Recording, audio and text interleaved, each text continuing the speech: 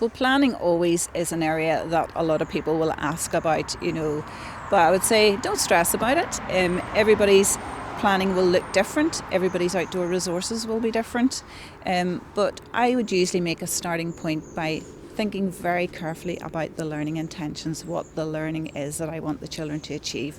I think it's very important that the literacy and the numeracy learning intentions are infused through your outdoor learning. So keeping a really good eye on the learning intentions rather than activities, because we can be swayed by so many lovely activities on Pinterest, but keep in focus the learning.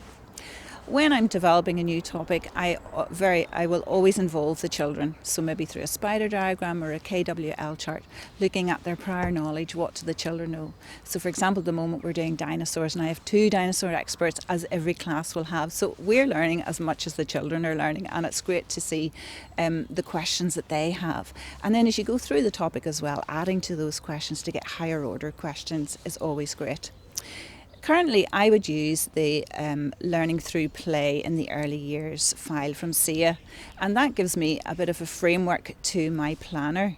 Now, as you get through your outdoor play topics and your outdoor learning, you can really hone and refine those to what you actually want to learn, what you want the children to learn.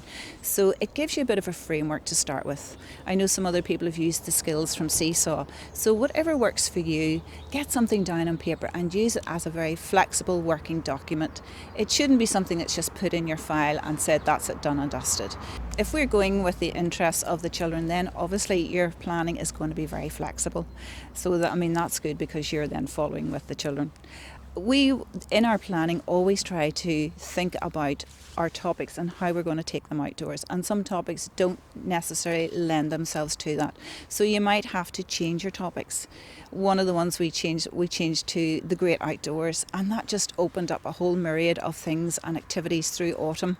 So for example, we were trying to plant our potatoes one week, and it took us 2 weeks actually to plant them, because as we were digging the soil, the children were finding all the wiggly worms, and that's where their interest lay. So we went with that and we researched what worms need to eat. We built a wormery, and it was amazing, just the questions and the language and conversation we had around it. So be flexible and go with it. So that first morning frost, take them out and go with it.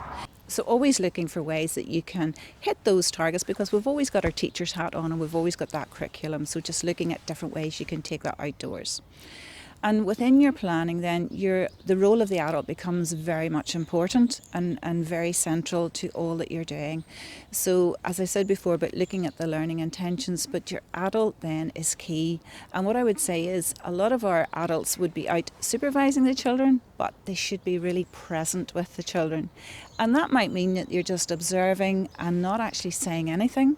You're listening sensitively, you're maybe challenging them, you're maybe modelling their speech and language, you're maybe asking them questions. But being present and being involved with the activities, or maybe just standing back and watching. So being that scaffolding role is hugely important. And a lot of the work we've done this year is around effective questioning and involving our classroom assistants in that training, because your role really changes, and you have to become much more part and parcel, much more engaged with the children when you're outdoors.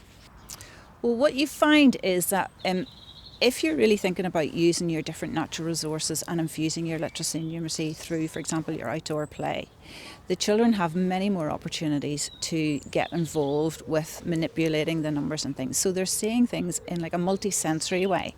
So they're being active, they're making their numbers in the mud kitchen, they're on a number hunt. So that idea of infusing and incorporating your numbers in for sure gives them lots of practice. We did training over the last couple of years on effective feedback, and it says that you need to be exposed 3 to 5 times before something will actually go in. So if you can do that in different ways, you're hitting the different learning styles of all the children, and you're giving them much more opportunities to really take in the learning. And that is what we see. I have been surprised and amazed at the progress that our P1 children have made by Christmas in terms of knowing their numbers, their keywords, their sounds, because it's all done in a very multi-sensory way. Our parents are very supportive of what we do, because we will post a lot of photographs through our Seesaw app. So they feel much more involved in seeing what the children, and they can see quite clearly that it's linked to the learning.